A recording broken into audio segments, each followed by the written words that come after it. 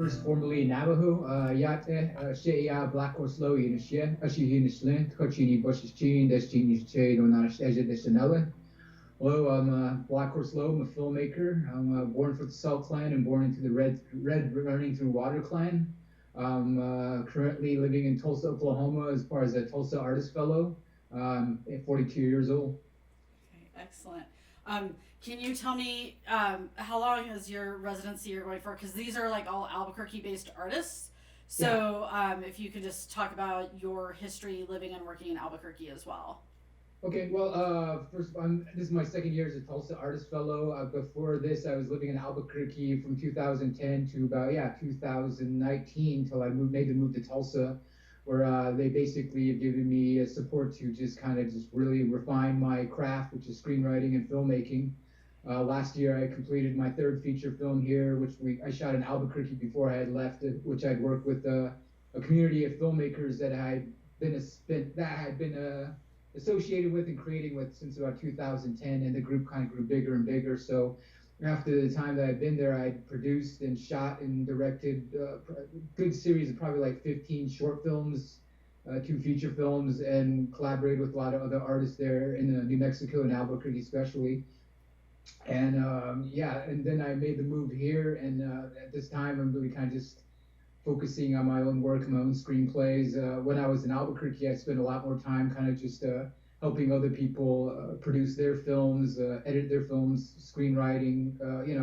I also worked with the Sundance Native Institute when they were doing their workshops there on a yearly basis with new Native filmmakers. So I was a mentor there for the past for a couple of years there, here and there. And then we produced documentaries for New Mexico Arts and also worked with the Navajo Nation Arts Museum as well, where they did a collaboration with Ai Weiwei and Burke Alley. So, like a lot of work that I've done so in Albuquerque has been pretty diverse, and what I've done there when building that collective and kind of creating these different screenings, I kind of carried on in here to Tulsa right now. Okay, excellent. Thank you. How do you feel like from your experience? What is living in Albuquerque lend to making a life and a livelihood as an artist, as a filmmaker? How do you see life there nurturing and fostering that, inhibiting that?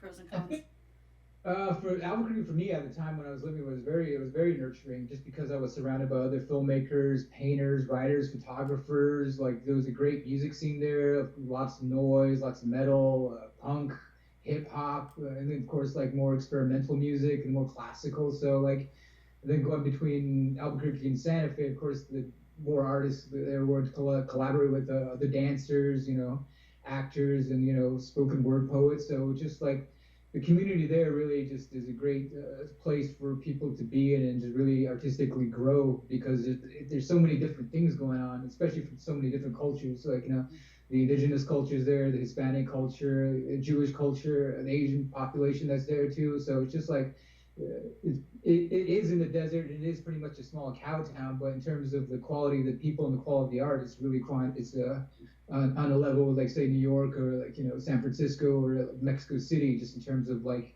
which you're able to tap yourself into. You can pretty much get anywhere, and the same artists there, like people like Raven Chacon or Burt Benally, who are also Navajos. They really are global artists at this point too. So it's just like Albuquerque really kind of propels you into that next level, because people there are thinking on that level and really want to break out in that level in terms of their art. And it's good to maintain it, have it be community based, but just because of how grand their ideas are and how expert they are at their craft, it really kind of it breaks through any sort of glass ceiling and is just able to access the whole world.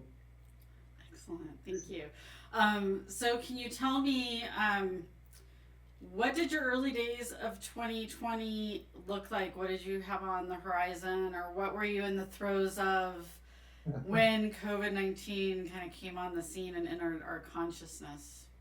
Well, thankfully, I had finished my feature film last year. We just finished it in October, and we had a premiere in Toronto at Imaginative Film Festival. So the anxiety and just the Oh, well, the anxiety of making a feature film and having it play and then having to promote it was, pretty big at that time. But once this all kind of hit, like, it really affected the film festival experience, because a lot of the, you can't be in a place where you can't get more than like 10 people, or this you be at a movie screen, so you don't want to, face infection that way. So a lot of film festivals got shut down, and a lot of the stuff has gone on to be virtually, festivals, everything you see online. So in terms of showing and promoting my film, a lot of the screenings got canceled, along with other films that I was going to be playing, showing, like other short films of mine that were going to play at other film festivals. Those all got canceled too. So it really did kind of, get in the way of all that. But starting at the beginning of those months, I really was focusing on this current feature film that I'm working on. So, it couldn't, it's in a weird way, it couldn't have happened in a better time, because I really needed this time to kind of just be in one place and focus and write and read, and really kind of just focus on the craft of writing, and just really thinking deeply about what exactly it is I'm writing. Whereas before, whether you're filmmaking or you're gun for hire, your mind's always in constantly many different places, and have to worry about money, having to worry about getting people there, scheduling, all the usuals of production. But with the time here, being able to Tulsa Artist Fellowship, where they give you a room, a studio, and of course monthly financing, you're able to actually just focus on your craft. So that's what I was really aiming at this year. So in terms of like my writing and screenwriting, like this was I can't really tell the difference, other than not being able to like go out in public or go to a restaurant or anything like that. But other than that, as far as a creative person, I'm just like I feel like I've never been busier in a weird way. Maybe it's just to kind of not really think about what's going out there. Like I'm still aware of it, and kind of using uh, what it stirred in me and what it stirred in my friends, and these different conversations that I have with these different people, and just what they're kind of emotionally going through, what they're spiritually going through, and what kind of like physically they're also going through too. Because I'm a single guy. Like a lot of my friends, they have partners and families and kids, so their experience really varies from place to place. Especially like being Navajo, a lot of my family is out on the Navajo reservation too. So like, and they're like, they have the highest cases of like COVID-19 out there. So it's just, my worry is a lot about them as well too. So it's interesting to kind of just take it in, process it, and then figure out how do I regurgitate it, how do I filter out all the negativity, figure out even the positivity. I don't know. It's just like a weird place to be. It's just like, it's so mind consuming. It's just like, how do you push that away, create like a clear line of like, what are you doing? What can you do at the present moment? Like, I'd love to be out there helping and front the front lines, but at the same time, I don't want to be sick, and I'm not an artist. Like, what do I do? Like, how do I go out there with the camera? Like, it's the best I can do, just like donate money and just, offer my prayers and, words of kindness to people. But at this time being, it's just like, it's really good for my art, and really speaks to what I'm trying to write right now. Because this next film that I really want to make is like set in the 1800s, and deals with this whole kind of like topsy-turvy world of like, a world in change, violence, disease is spreading among like, first contact between Navajos and like, Europeans and Hispanics. So it's just like a lot of stuff that's going now is kind of like stuff that's always been a part of our American history. It's just like always about what colonization does to people, and what capitalism does to people. What the need for land, water, and basic human rights, what that does to people, and what it brings out of them. So sometimes it brings out the best, and sometimes it brings out the worst. So it's just, you kind of just sorry, I said a lot there, but it really makes you think about a lot of things. And then of course, talking about these books I was talking to you about earlier, it's just like all of them to a certain degree, you kind of really have their different place in what's going on right now. Can you share those right now, since those weren't for camera earlier? So what are you reading right sure. now? One was called The Holy Wind in Navajo Philosophy. So this really kind of speaks about like the concept of wind, but also with the Navajo soul, it's also called your own interior winds. I'm probably like messing up the translation on that, but basically how the wind that comes from the east in these different cardinal directions really kind of create a different mindset, and helps it determines your health and your well-being. And it seems to really kind of carry on what's going on with like COVID-19, where everything, it's all dependent on droplets and whether you breathe it in, and something that the air carries. And that really kind of comes into what this Navajo philosophy book talks about. It's just a matter of keeping your mind in a well place, and your spirit in a good place, and just your physicality and your health in a good mind and a good set. But also those concepts also demand cleanliness, also demand a certain amount of discipline, also demand a certain amount of reverence for the people, elements, the animals around you, which is kind of like what this whole thing that's going on right now is about. If we didn't have the respect for the earth that we should have, respect for the animals that we should have, the respect for humanity and every other being in this planet, it's just it wouldn't be as bad as it is right now. Whereas all that we just kind of pushed aside and kind of just went for our own gain in terms of humanity. But now I don't know if you're getting too philosophical about it, but those types of things go through my mind. It's just wow, it really is. Depending if you think like that, it is kind of a spiritual reset in terms of how do you carry yourself on this planet? How do you carry yourself with dealing with other human beings? And are you sympathetic to their needs? Are you empathetic with I'm trying to understand what exactly is going on? It's just there's so many different things going on with that. So it's just, but that's one book that really kind of spoke to me in terms of what's going on now, and then also being Navajo as well, me trying to relearn my culture, how much those thoughts and those teachings and that discipline was set in our creation stories, and it's how we continue to maintain ourselves and continues to give us a foundation, and how we can keep being strong and kind of make it through these kind of dark times, because this is not the first epidemic, it won't be the last, this isn't the first type of catastrophe with nature or anything else. As you can go through any sort of creation story or mythology, the humanity goes through all its ups and downs, and it's a matter of just taking the best from it, learning from it, and just keep on moving. Thank you. I love that came from one book. So can I hear what let's go on the philosophical thing with the next book, because you held up 3 or 4 books earlier. So what's one of the other ones you're reading? So another one's the Navajo one's Women in Navajo Society. It's by Ruth Rosell. It was published Navajo Publishing back in the 70s and 60s, and basically talks about I don't want to sound out of sort, but the full concepts with being a woman probably in the 70s at that time, and just the traditional ways that a woman carries herself. But as a man, I really want to have a deeper understanding. It's not for myself as a person, but also for the story that I'm writing right now, where the main character is a woman who escapes from bondage in the late 1860s in southern New Mexico, and basically fights her way home back to Navajo land. So she treks about 600 miles across the desert, and fights off conquistadors and Comanches and what have you. So, and then just trying to understand how people thought in those times too. I'm reading another book called Son of Left-Handed, which is about a Navajo medicine man who grew up in the late 1800s and early 1900s, and just kind of think about how those people thought and what their world was like. And then that his being from the male side, and of course reading this book about women from the Navajo side, just what was the commonality, what were the challenges, how did they think about things differently, and then just how did they intake all this hardship, and then how did they filter it, and how did they deal with it, and how did they overcome it.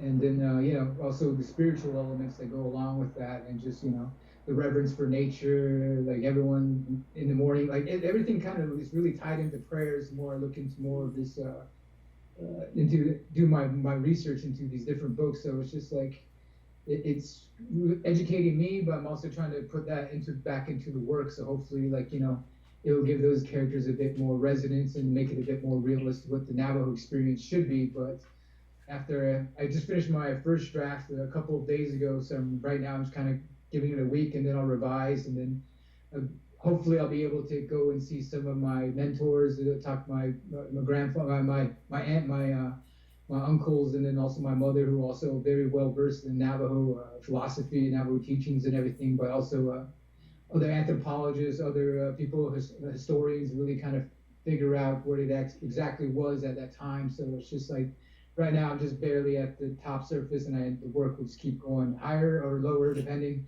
And just I'm just trying to get as make it as accurate as possible. But a lot of it's just basic. How does a how does a man or woman deal with the what challenges the world throws at you? But specifically from the Navajo mindsets.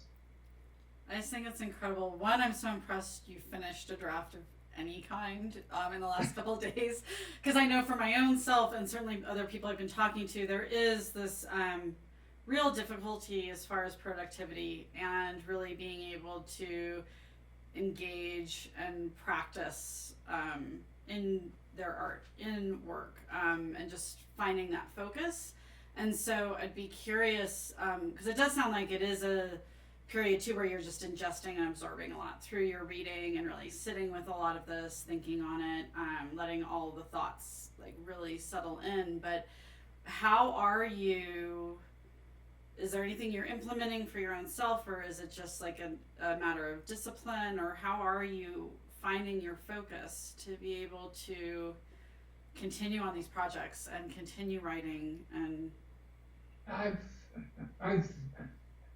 I don't think I would have any sort of like mental stability if I didn't have my work.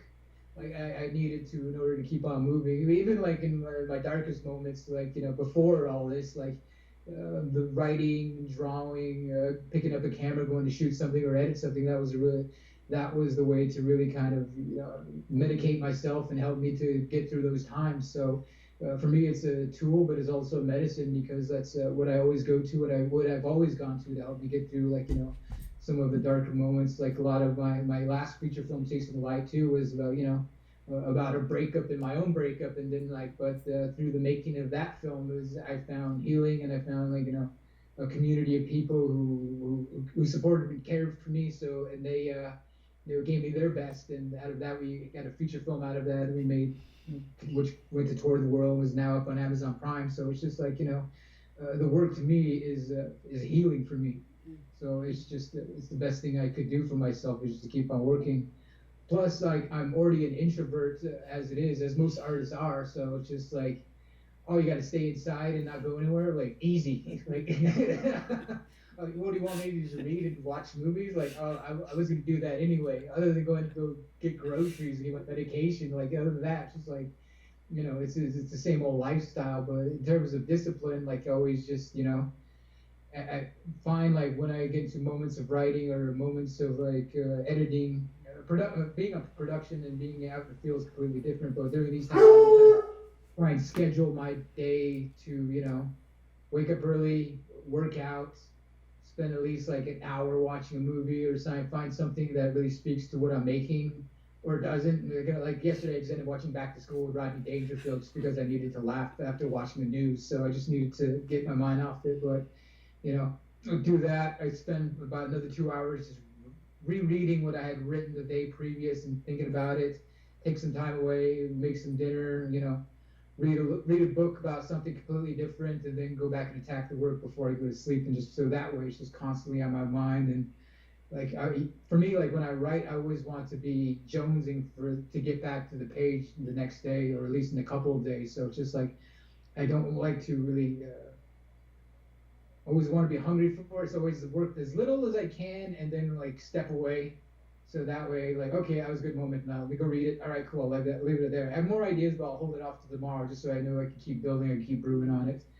But then, of course, I'm sure like in a week or two, once I reread what I think I've written so far, I'll be like, that is all 80% of it's terrible. So, but that discipline of continuing to keep that up, it's just that routine until like I get to that point where I get to a draft where it's like, this is it. This is what I want to make. But then you start again on the whole next process, which hopefully by I get to that, this quarantine will be over, and hopefully things will kind of settle down, because that's another thing I'm thinking about is like, how does this affect our industry too, especially with being having to work with other artists, or my cinematographers out of New York, my other people that I work with that come in from other countries. So it's just like, I work with other native peoples too, but I also have other people that I work with on other productions as well, for from all different parts of the country and all different parts of the world. So it's just like, how do I want to work with those people again, but because of like what this situation has done to us, like it really puts the kibosh and all those things. So now I have to really think creatively, like how do we make this film? Will there be money for these types of feature films? Is there a place, like, thank God for the internet and all these online, like, places to show it, but what's going to happen to movies, what's going to happen to film, and then of course like the people that work in there, because if you're not able to maintain a crew of like 6 people, which most of the times, if you're not super low-fi making a film, that's what's required to make something. So it's just like, and it's just like, all right, then that creates more, like, how do you deal with that, and how do you deal with, like, just the basics of making a film? And it's just like, it gets really difficult. But then again, you kind of have to rethink the plan. I might just like end up going back to animation or doing claymation or something where it just requires being very solitary and require that. But the reason I like making feature films and short films is just like I like working with other people, and because my expertise and my skill only goes so far.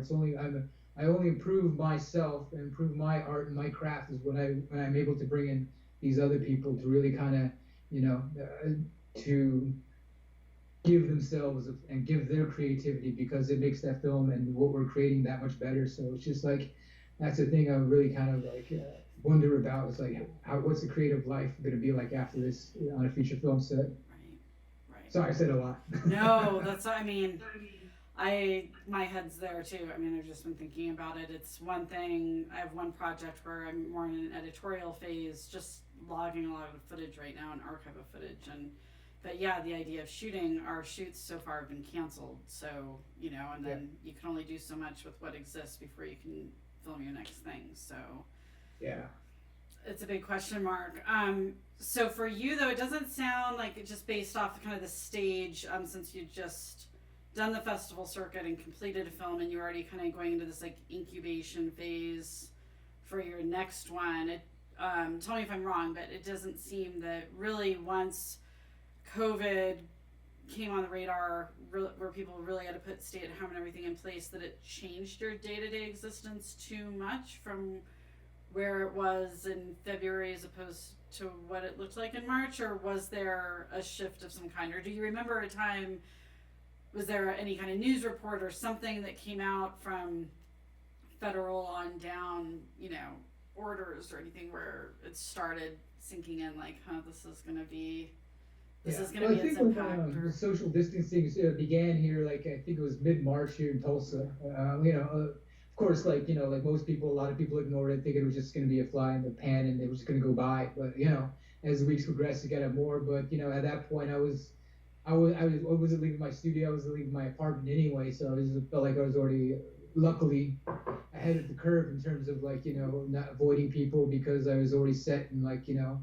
I wanted to finish my screenplay. I wanted to do my research. I really wanted to get the next one going, because I'm sure you feel this way. Once you finish your film, you don't want to look at it ever again, because you just see your mistakes, and you just see like you don't. The great thing about film is like the making of it's the fun part. The making of it's the best part of it. But when you actually get done with it, you're just kind of like, I was really hoping for more, but it's the best I could do at that time with the money and the people that I had. So you gotta be proud of it, but at the same time, it's like the kid's made. Get out there in the world and go make something yourself. Like I want to go father another child. So just but it just.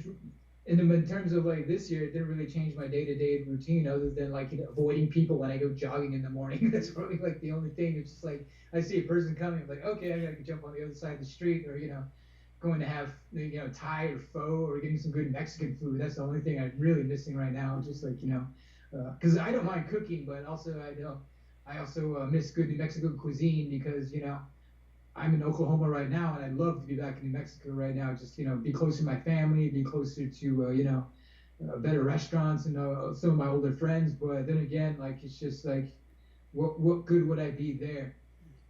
would I be able to have focused on my work, and would I be able to have like focused on my craft, or my mind would have been all over the place because I would probably be trying to like control everybody, like don't go do that, don't do this, do that, and just like really my worry would probably just be even more substantial. Whereas here it's just like I check in with my parents regularly. Other than the day when my phone went on the fritz, I check in with my brother, my sister, check in with close friends of mine on the regular. So it's just like as long as they're doing good, as long as they're strong and healthy, and like it's that's all like the best you can do at this time, especially like with this pandemic going on. It's like it's nothing you really can do. It's just like you're so limited to like the human touch and just being supportive of other people. And you can give your finances, you can offer prayers, you can offer kind words, but just in terms of like you're really limited as to what you can do. So it's just like what for me to think about that is like, well, what's the best that I can do? Well, I can put it back into my work. I can put it back into the film and what it speaks about.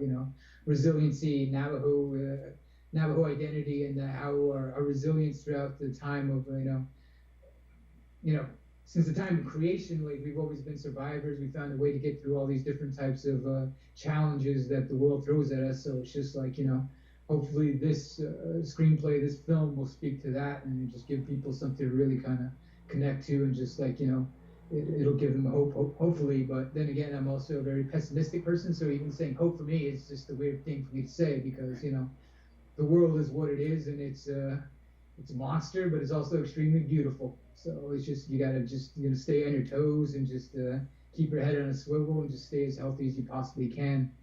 But I just focus on the work. But as always, like throughout my whole life, and as long as I've been making films, it's just focus on the work. Wow. So out of the family you've been talking to that are still out on the reservation, like how are they feeling? Like what are they communicating to you as far as where they're at, how they're feeling, anxiety, fears, their perception of things from there? Because I mean, you're the first person I've talked to that has family out there, so. Yeah. Well, my family is more toward the checkboard area, like around the Farmington and Kirtland area. They're not so much like in the heart of the reservation, where I think like Chief Shinbato and Kayenta where they had the really big outbreaks. Like I understand there's a good amount of outbreaks in San Juan County, but I'm thankful that I grew up on a farm, because we've already got we're at least like 2 miles from our next neighbor. So we're already like in solitary to a certain degree. That's a nice thing about growing up Navajo and growing up on a farm. Is just like all of that's on the outside. But of course, the bad thing about that too is you still have to go to town for supplies, and there's fear of it being getting the disease there and stuff too. So it's just what people are taking day by day. They're praying, just going back to our traditional ways of being, and just using that as our source of power and just faith, just to get through the days. But talking to my mom and dad, I think I've talked more about spirituality is a thing I've always talked to them, because I was raised in a traditional household, was brought up in Native American church. I was born and raised in that, but also Navajo traditional. So it's just something that kind of continues. And with this new challenge, it's just like relearning the things that I was already taught, and just remembering the importance of all that. So it's just like it's really beneficial that way too. But it's also fun, like that my dad doesn't take it too seriously from time to time. Like he's still safe, but he started sending me memes from the time to time, which was hilarious, because I never wasn't even aware that he was. I wasn't aware that he was aware of memes, so he would just start sending me stuff of like people, their different masks and outfits and all these different things. So it's hilarious. And then I'm like starting to collaborate with my mom on like a Navajo language videos, just for like beginners. So like because of this time too, she's just like, I've been wanting to work on like these videos, and I was just like, other than my writing, I have like 4 hours of free time. Let's just get this thing going. So we just started working on like a new a beginner's level of Navajo, just using because she's a bilingual educator, so a lot of her. She works there in Shiprock, New Mexico, at this place called Dream Dene, which they've taken on a lot of students, and the whole curriculum there is all in Navajo. So they have to do a lot of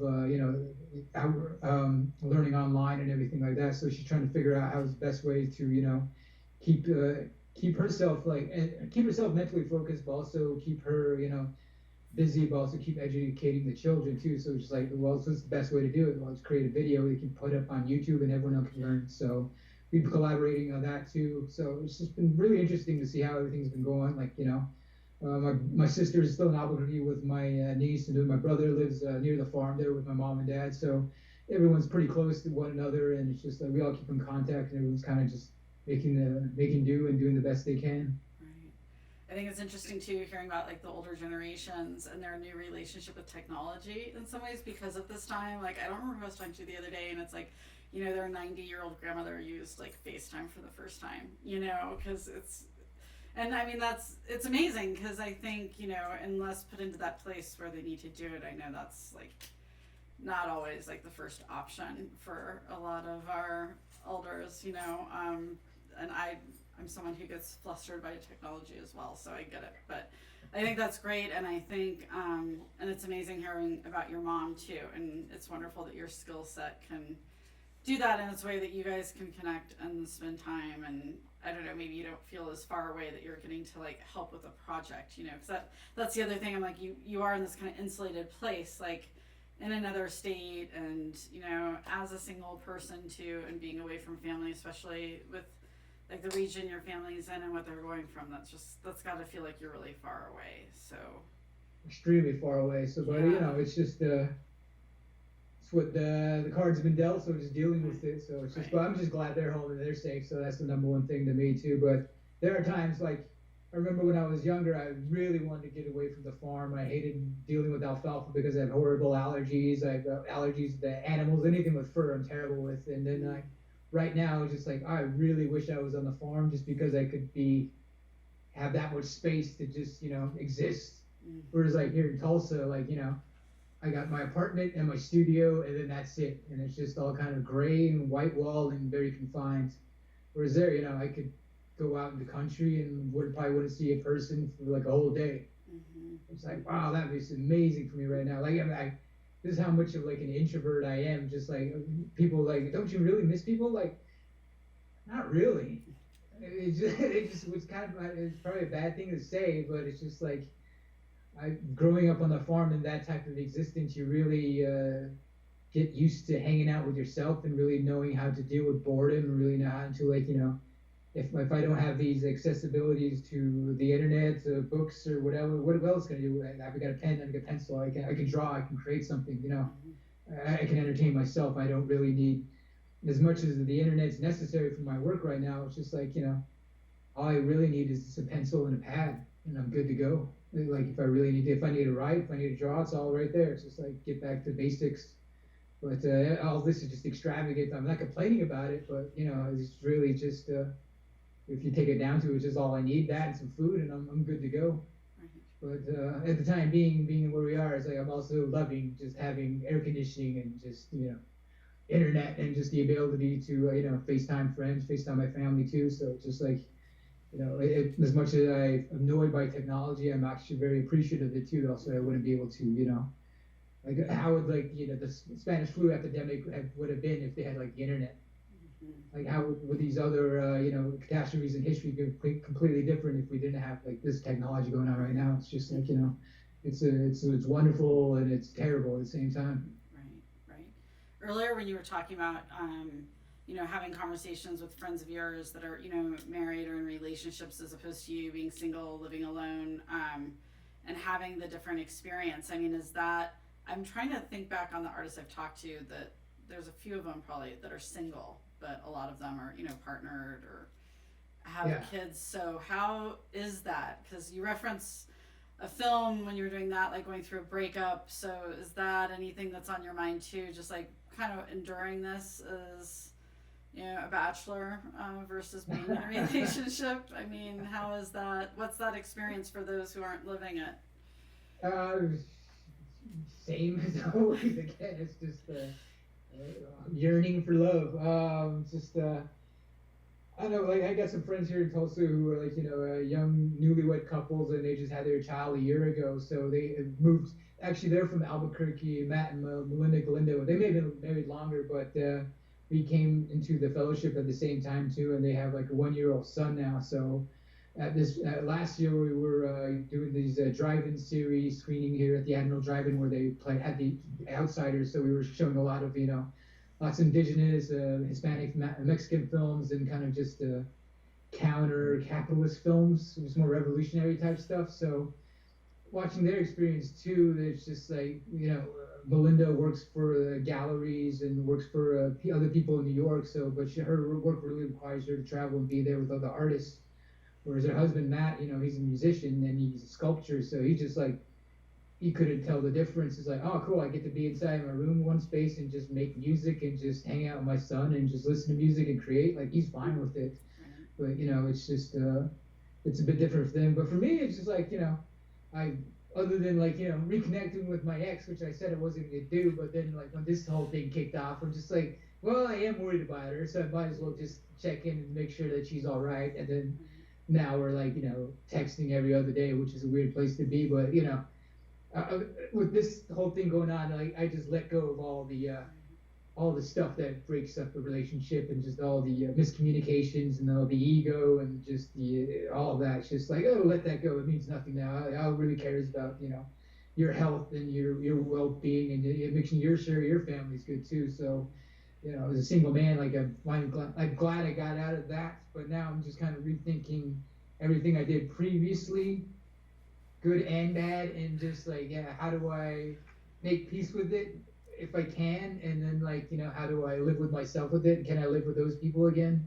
And then, but it's exciting to see, and just people have different experiences. Other single people I've known in New York who've been contacting me, kind of like, I have a friend who was building in where is she at? She's in Flatbush, and like probably 80% of her building, everybody's there's got like is in deep quarantine and sick.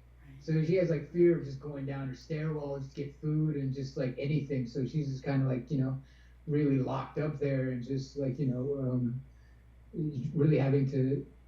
It's a weird place to be, to just like be a calming source for some people, and just really like, hey, you're gonna be all right, just like just take it easy and just you get through it, just do what you usually do, and just just go back to your music, go back to your artwork, and go back to talking to your friends. And it really is challenging for some people, because like a lot of the other artists, I know a lot of painters or a lot of performers, musicians, actors, they really they're very extroverted people. They need that type of reciprocation of their energy. They need to feel the audience there, need to feel the energy of that there in the lives in the place. So this time is really challenging for them, because there's no audience. There's no, they can go like do their Instagram live thing feeds and whatnot, but that's only so, you can only do so much with that. So it's just like, I really feel for those people and those types of performers and those artists there who their work requires an audience, and it's just like, what are they going to do? How are they going to survive? And it's just like, but people are making their best and working their way through it. I don't know, just taking it day by day, and just thank God for Pornhub. So I might have to like not go to my next question after that. I was gonna segue to something more serious, but now I don't know if I can. No, yeah, keep it light. It's getting too heavy there. Well, where do you see your artistic pursuits a year from now? That's an interesting question. I'm just taking kind of day by day.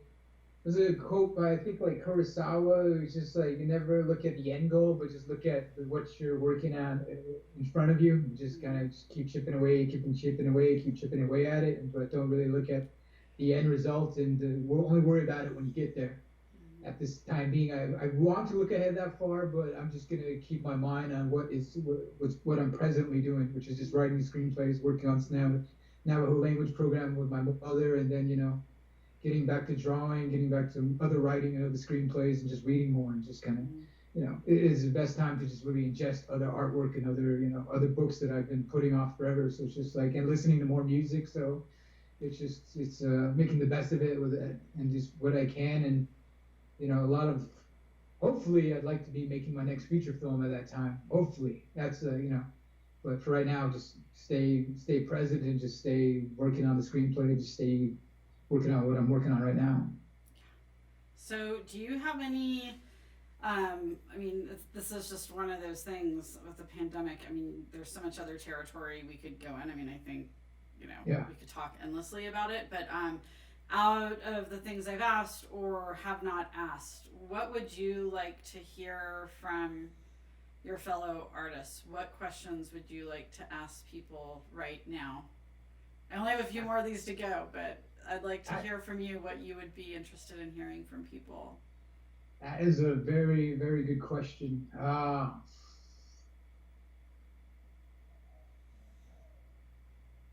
don't know, what's the weirdest thing they've done in isolation? Because you look at philosophy and contemplative work, that's normal for most artists. But yes, what is like the weirdest thing you've ever done? Like, are you completely OCD now because of this whole thing? Like the amount of times you have to wash your hands. Like what kind of like weirdness did it generate out of you? Like what did you think you were gonna do that you didn't imagine you were ever gonna do, or say you were never gonna do? Like for me, I was like, I'm never gonna call her, I'm never gonna text her, I'm never gonna think about her ever again. A week into it, like I gotta find out if she's okay, and then it's just like everything just kind of like Right. people make promises and they break promises. So it's just like I want to find out what other people what promises did they make themselves to themselves before this, and then how quickly did it break once this all happened?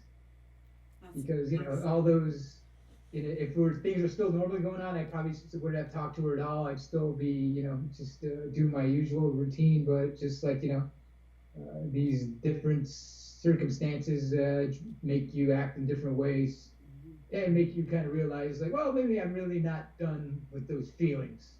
Maybe I'm not really done with those thoughts. Maybe I'm not really done with that piece of work, or that friendship. It's just it's yeah. But yeah, what weird things did people succumb to, or what did they have? What did they second guess themselves on? I'm bummed I didn't have you as like my first interview, so I would have known to like take that question and ask like everyone I've been doing. So now I have all these people I've already interviewed. I'm like, oh shoot, like I want to ask them that now, because that's amazing. I think it's brilliant, and I think I get a varied amount of responses. I would imagine like here's some pretty wild stuff. Maybe there can be like a whole interactive component down the road. Figure that out. Thank you so much. This has been incredible. I totally appreciate it. Thank you for the opportunity. So it's good to talk to you and get to meet you on screen as well. Hopefully we can actually do it physically at some point and say hello and hopefully shake hands. So right. And, yeah, just stay healthy and just keep doing your work. Thank you.